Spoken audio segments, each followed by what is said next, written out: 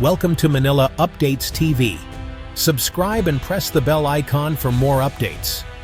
The world watched in shock as a Filipino Coast Guard vessel, flanked by US and Australian warships, faced off against a fleet of Chinese ships in the South China Sea. It was late November 2025, a day that would mark a turning point. The mission asserted freedom of navigation in contested waters.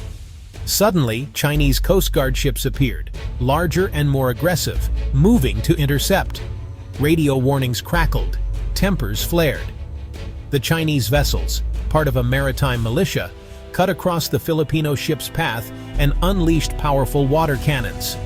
The message was clear: "This is our territory, leave." The Allied warships held their ground, a silent but unmistakable challenge to Beijing. The standoff didn't erupt into open conflict, but it pushed the region closer to the brink. This was no isolated incident. It was the result of weeks of rising tensions. The Philippines, under assertive new leadership, had launched joint patrols to defend its exclusive economic zone. Manila called it self-defense. Beijing called it provocation. The presence of American and Australian warships was, to China, proof of foreign interference. The standoff near the Spratly Islands lasted for hours, a dangerous game of brinkmanship. Every sailor knew a single mistake could spark disaster. The world held its breath, fearing this could ignite a wider conflict. Eventually, the ships pulled back, but the damage was done. Diplomatic channels went into overdrive. Beijing issued stern condemnations.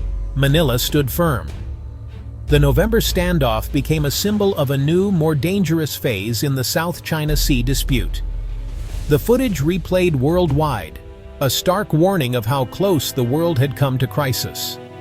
The region's fragile peace now seemed more precarious than ever. The message was unmistakable. The South China Sea had become the world's most volatile flashpoint. The world would not soon forget the November standoff. Why does the South China Sea matter so much? Because it's the world's economic superhighway. 1/3 of global shipping, over $5 trillion in trade, passes through these waters every year. Disruption here sends shockwaves through the global economy. Beneath the waves lie vast reserves of oil and natural gas, energy independence for whoever controls them. The sea is also a vital fishing ground, feeding millions across Southeast Asia. Overfishing and territorial disputes threaten both livelihoods and food security. For China, control means military and economic dominance. For the US and its allies, it's about keeping sea lanes open and upholding international rules. The fight for the South China Sea is about power, resources, and survival. That's why the world is watching. The South China Sea dispute is a geopolitical maze. At least 6 governments have overlapping claims. China's is the most sweeping, marked by its infamous 9-dash line. This line cuts into the exclusive economic zones of Vietnam, the Philippines, Malaysia, Brunei, and even Indonesia. Vietnam and China have clashed before, and both are building up their militaries. The Philippines claims key islands and shoals, fighting for fishing rights and energy resources. Malaysia and Brunei pursue quieter diplomacy but feel China's pressure. Even Taiwan has a claim, mirroring Beijing's. Each country's stance is rooted in history, law, and survival. The result? A deadlock with no easy solution. Behind the headlines, ordinary people pay the price. Filipino fishermen, once free to work the rich waters of Scarborough Shoal, now face Chinese patrols, harassment, and confiscated catches. Forced to fish closer to shore, they struggle with poverty and fear. The psychological toll is immense. Small wooden boats against steel giants. The conflict ripples outward. Global supply chains face higher costs and risks. Any escalation could disrupt shipping, raising prices worldwide. The environment suffers too. China's artificial islands have destroyed fragile coral reefs, vital nurseries for fish. Scientists call it an ecological disaster. The destruction threatens food security for millions. The scars on the ocean floor are a permanent reminder of the conflict's reach. For those who depend on the sea, the stakes are existential. The world's attention is on warships, but the real cost is measured in lost livelihoods and broken ecosystems.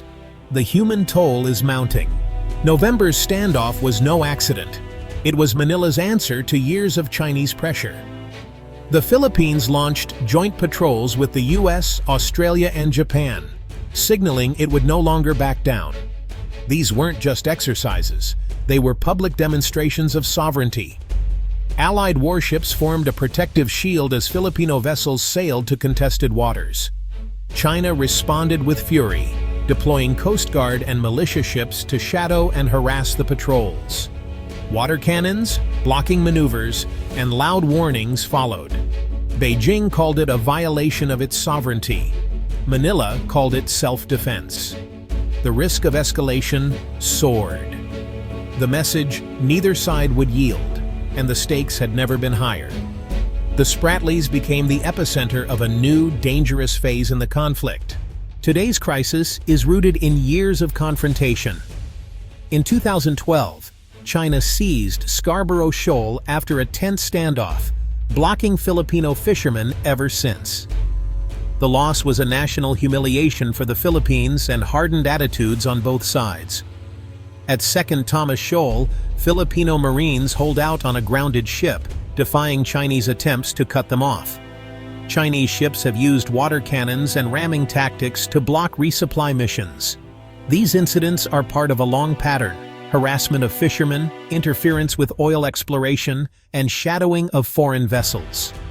Each clash adds to the bitterness and mistrust. The history of friction, from Mischief Reef to today, shapes every move in the South China Sea. The past is never far from the surface. At the heart of the dispute is China's 9-dash line, a sweeping claim over 90% of the South China Sea. This line clashes with the United Nations Convention on the Law of the Sea, or UNCLOS, which sets clear rules for maritime claims. The Philippines challenged China at an international tribunal in The Hague. In 2016, the court ruled overwhelmingly in Manila's favor. China's historic claims had no legal basis.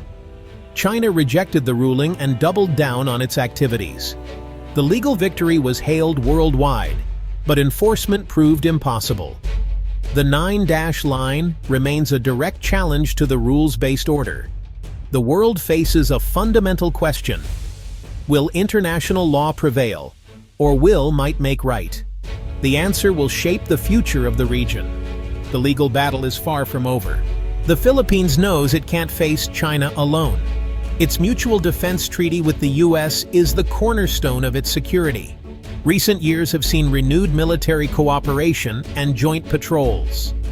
Manila is also building ties with Australia, Japan, and Canada, creating a united front. China, meanwhile, has transformed its navy and built military bases on artificial islands. Its Coast Guard and maritime militia enforce claims through intimidation, not open warfare. This gray zone strategy keeps tensions high but below the threshold of war. The arms race is on, both above and below the waves. The South China Sea is now a chessboard of alliances and armaments. The balance of power is shifting. The South China Sea is at a crossroads. One wrong move could trigger a conflict involving the world's biggest powers. Southeast Asian nations are caught between economic ties to China and security fears. The dispute saps regional cooperation and fuels mistrust. Diplomacy remains possible. Channels between Manila and Beijing are still open. A code of conduct or joint resource agreements could ease tensions, but compromise is elusive. The choices made now will shape the region's future.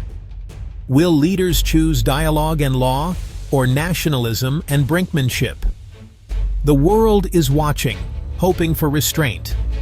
The fate of the South China Sea will help define the 21st century.